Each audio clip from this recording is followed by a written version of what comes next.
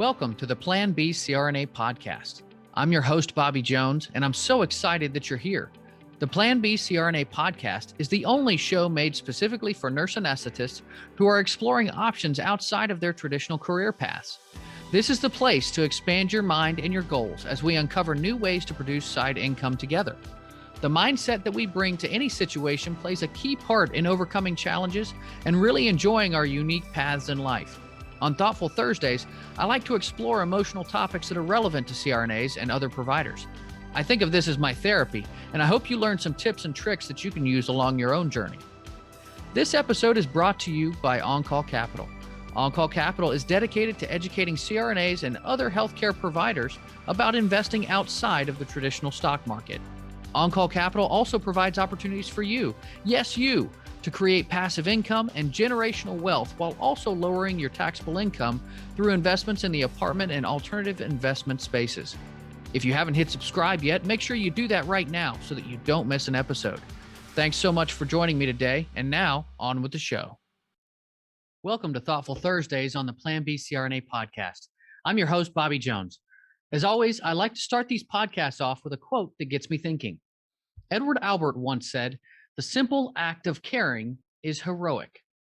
Well, this isn't exactly news for CRNAs who go to work every day to care for patients. But we don't only care for patients, we also care for their family members, as well as other nurses, physicians, and techs that we work alongside. Many times we see people at their absolute worst. And how can that not affect you? We have to work harder than most to make sure that our caring attitude comes from a place of maturity and peace instead of obligation.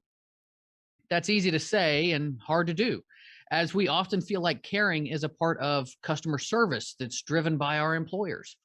I know that I felt that way. And we see this faux caring in some of our colleagues more often than I think most of us want to admit. I found that I vacillated between caring and customer service for my entire career. It was kind of a spectrum there.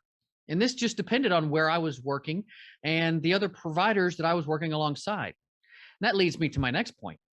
Caring and pity are not the same. For the most part, I worked with fantastic surgeons in my career. But there were a few ugly ducklings, and that led to occasional awkward moments and some sleights of hand with patients. I've heard great things about so-and-so, and I know they do great work, right? Well, yeah, I've taken care of many of their patients in the past. Not to say that we can't walk and chew gum, but sometimes pity can be confused with caring. And if we cared for these folks like our own family, we'd yank them the hell out of some surgeons' lineups, wouldn't we? And don't get me wrong, I'm not saying that CRNAs need to start popping off on every surgeon that they don't like. They could always return the favor to us, right? I mean, that might not put some of us in great situations. But what I am saying is that things are convoluted, confusing, befuddling, and bewildering at times, which makes it all the more important for us to have our own heads in a proper space. I strongly believe that you are the sum of the 5 people you spend the most time around. If you spend most of your time in a toxic work environment, then that has to have an effect on you over time. Conversely, it becomes easier to care when you feel respected and valued, which really just translates into you being cared for by those around you. And no, that's not always possible in every work environment. If we're being honest, healthcare is being driven more and more by businessmen in search of profits. This has resulted in what has been termed the compassion crisis in healthcare. Compassion is defined as an emotional response to another's pain and suffering with an authentic desire to help. Things are so much more transactional than they were 30 to 40 years ago, with time and production pressure placed on all providers. And there's plenty of evidence that shows that there's a perception gap between providers and patients. While we think we're being compassionate, patients don't always see us that way. In fact, there's also a real disconnect between what providers try to give and what patients want. One data point listed in the book Compassionomics shows that when patients are asked what they consider extremely important traits in a doctor, 85% say yes to being treated with dignity and respect. That's compared to only 58% saying they have a lot of experience, and a mere 27% that say they want them trained in one of the best medical schools. Put this with other evidence that shows compassion for patients actually working to modulate a patient's perception of pain, and we're shown that a better balance between clinical excellence and compassion is necessary. Listening is a huge component of showing dignity and respect, but I think the average patient has about 10 seconds to speak before providers step into the conversation. That's not a very long time for a person with a problem to describe the nature of that problem.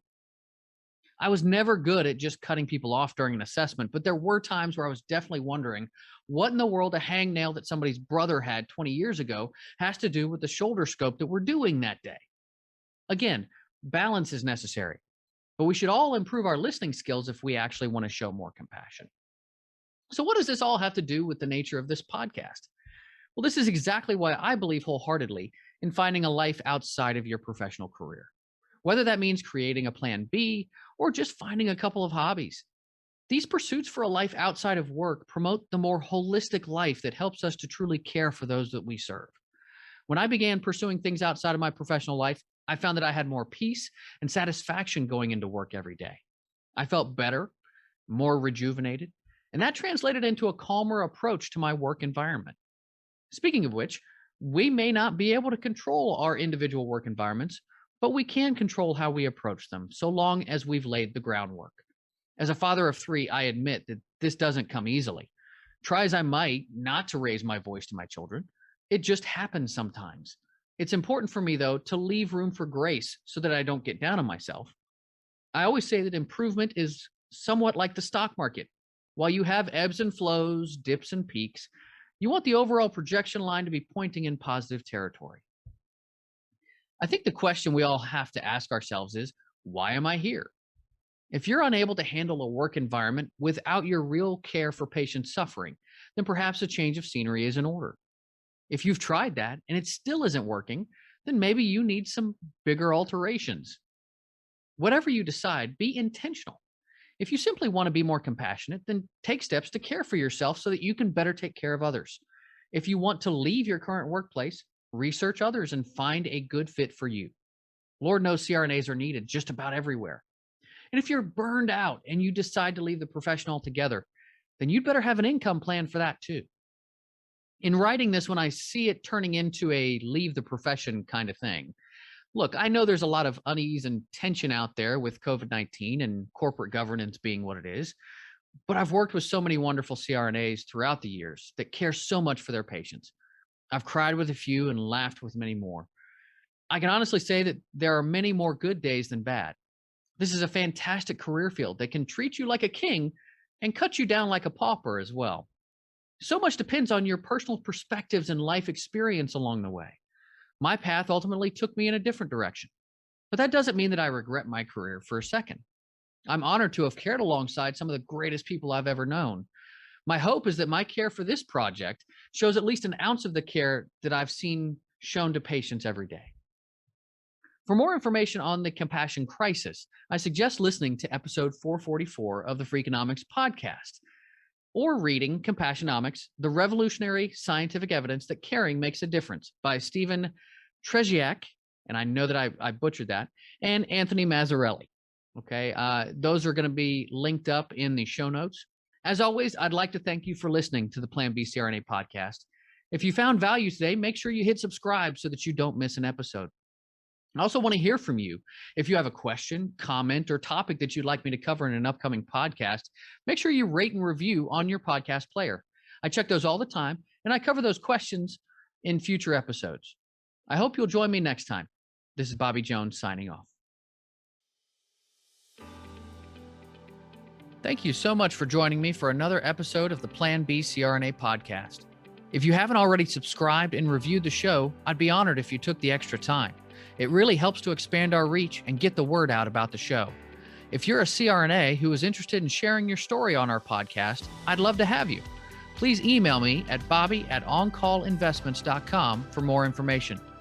This episode was brought to you by OnCall Capital.